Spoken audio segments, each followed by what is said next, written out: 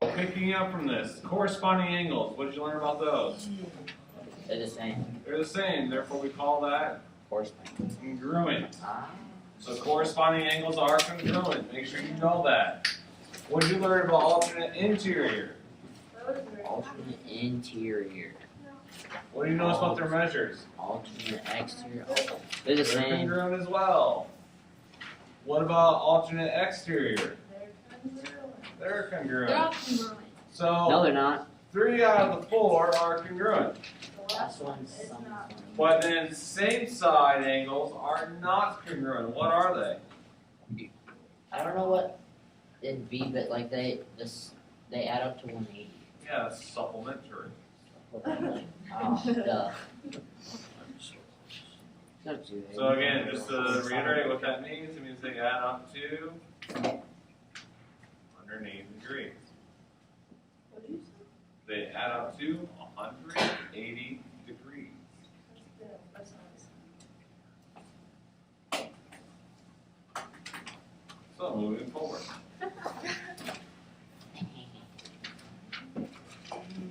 Here's our problem. You're told that lines X and Y are parallel. You're told that ST is parallel to RQ. And you're told that the measure of angle 1 is 131 degrees. Angle 1 is 131 degrees. Okay, so based on what you learned from today, if I want to find the measure of angle 6, you gotta love Mac when it changes all my special symbols from PC. Alright, so if we look at number 6, the question is find the measure of angle 6. So looking at that, first of all, before you raise your hand there, Sam, what type of angles are 1 and 6? Which one of the special pairs that we learned from today are 1 and 6?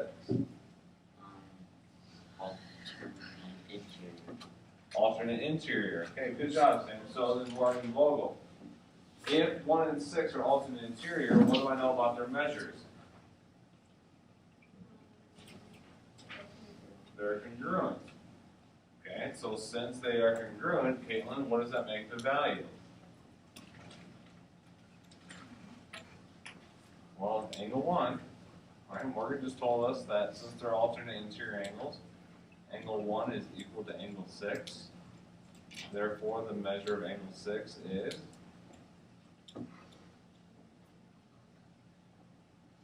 what's the measure of angle 1? Therefore, the measure of angle 6 is 131.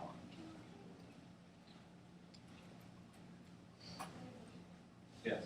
Why does it look like Because that's a Mac issue. It did look like an angle symbol when I had it in the PC format. Yeah. It's supposed to be an angle symbol. Alright, number 7. Trying to find the measure of angle 4.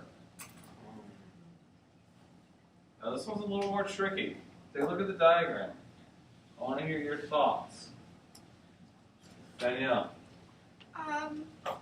Well, 3 and 4, the angle, like the two angles, 3 and 4 is equal to 1 and 2, and since they equal 180 because they're all. Okay, so since they make a line 3 and 4 add up to 180, right? Yeah, so you subtract 180 from 180. Why would you subtract 180 from 131? Because you're trying to get the other angle. But why 131? Because that's the measure of angle 3. And how do you know that measure of angle 3 is 131? Because it is corresponding.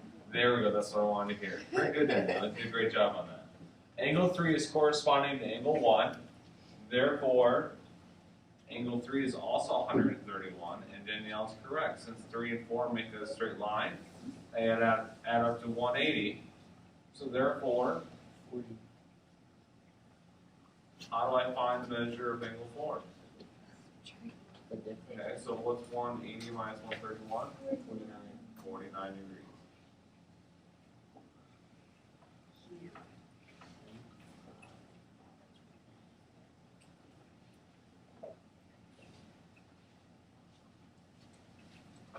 All right, and finally, number 8, find the measure of angle 5.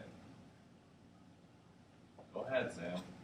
Alright, they're same side interior, With what? Who's they? 1 and 5. Okay, 1 and 5 are same side interior? Okay. And angle 1 is 131, and we said that they are supplementary, so they add up to 180, so you would take 180 minus 131, and you would get 49. Perfect. Oh my god. Oh man. 2. What is this?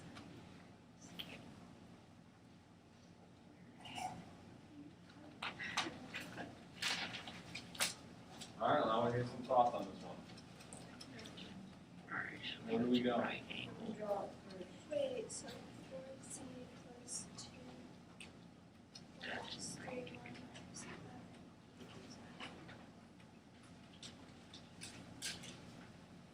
I have a question. Yeah. Could we use the Pythagorean theorem for No need to.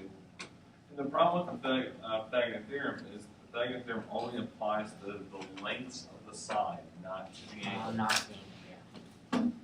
Alright, so that's 90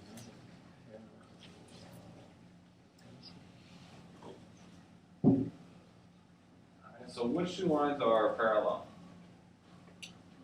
X and the one that's 90 degrees. Or No. no, the What two lines are parallel? Lines, not angles. the two ones that are running. Okay, so these are my two parallel lines. Yeah. Okay. And then therefore this angle line and then the horizontal line, those are my transversals. Correct. Okay. So let's start hearing some thoughts. Maybe some conjectures. Okay, question. Yes. Since 3y minus 11 and y plus 19, could we set them equal to each other and solve for y? Why would you do that? Because y represents the same number either way, and if it's in two different equations, you set them equal to each other. No. No. Because just because you see the variable, especially like we said, you know, if you're dealing with same side interior, same variable, but those guys could possibly add up to 180. You can't just immediately go with that, well, I think they're going to be equal, just because they're the same variable. But if you had to identify y, But could I not also figure out y if I knew what z was? you could. Okay. Not a bad start, Sam. Just flawed logic.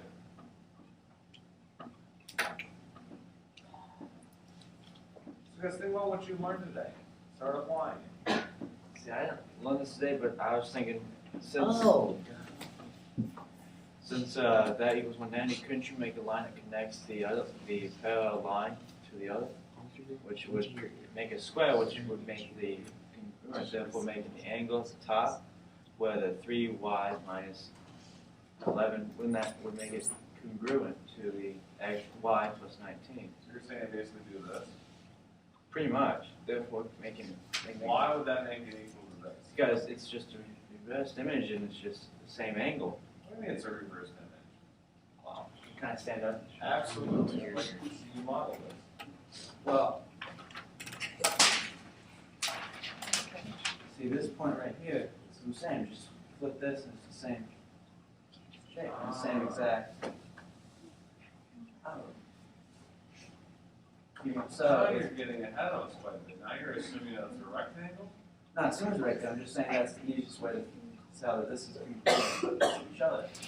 Well, the only way that would could possibly be true is you then have to prove that the two triangles are therefore congruent, therefore the corresponding parts are congruent, which leads us into CPCPC, which actually is a great thing because you're technically correct. Unfortunately, you're a bit ahead of us. I'm So- making a compliment. It is a compliment, but if you run with what we know of as of today, there's information we know today that'll get us there, without having to deal with congruent triangles. So in order to do that, you have to first prove and reason that the two triangles are congruent, which is easily done. But there's a lot of theorems that we skipped in between. So we don't technically have a way yet to show that those two triangles are congruent. Alyssa? Well, like I did like I was figuring out like the other side of the and for Z, I didn't get the whole Oh, you probably won't. Sam? Okay, so wouldn't it because of alternate interior angles, we be able to say that, and there we go, that Just rotate your thinking. 3y minus 11 is congruent to y plus 19. Yes. And then the Z. So I was right by saying that you could set them equal to each But you had flawed logic. other. Correct conclusion. You just got there completely incorrect. Okay. Alright. So again, since my two lines are parallel and this is a transversal, the corners of the Z are equal every time. No matter how that Z is positioned, the corners of the Z are always going to be congruent. Always. So therefore, we know right away that 3y minus 11 is equal to y plus 19. And by the way, on your notes, I would note that by saying phi alternate interior angles. This is a little reminder to yourself that this is why they're equal. They're alternate interior angles.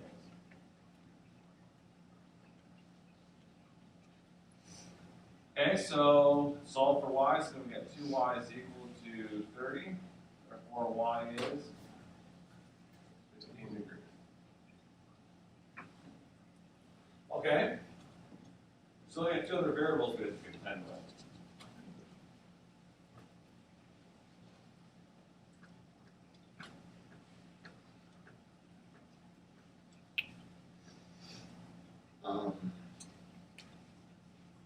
Okay.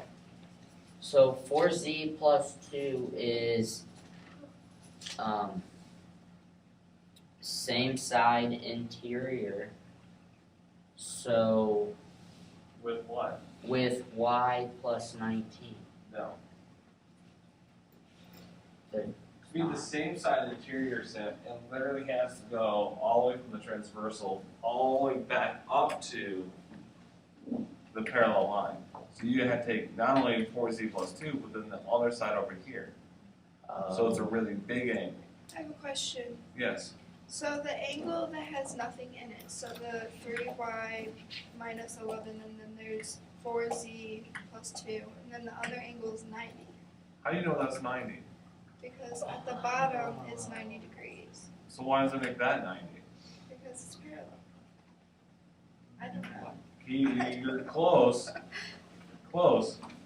Because, alright, so if you have a right angle on one side of the line, it's a right angle on the other side of the line since it's intersecting. Like they're perpendicular. Two lines are perpendicular, yes. So that makes x 90. Yes, in fact, not only that, but it's also 90 because they're corresponding angles. X corresponds to the right angle. So there's one more. We now know that x is 90. So we've got 2 out of the 3. Yes? Okay, so then wouldn't you just plug in all the, like, it'd be, so 15 plus 4z plus 2 plus 90 equals 180. No?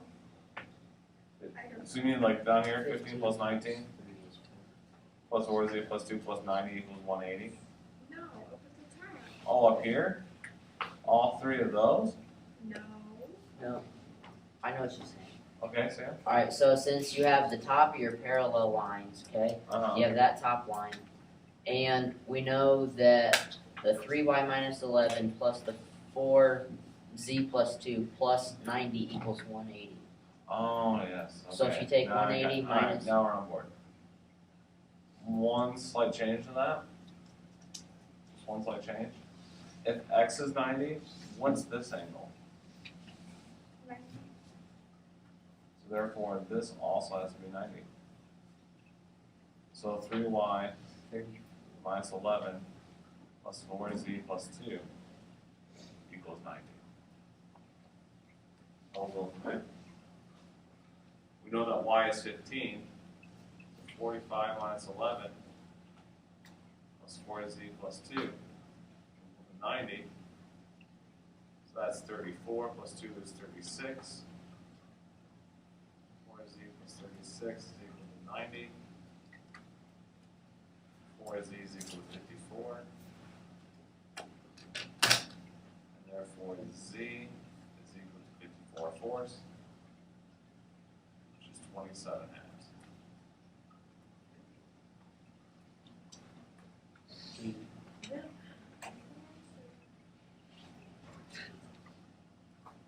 we go. A lot of thought on that problem. A lot of thought. Okay.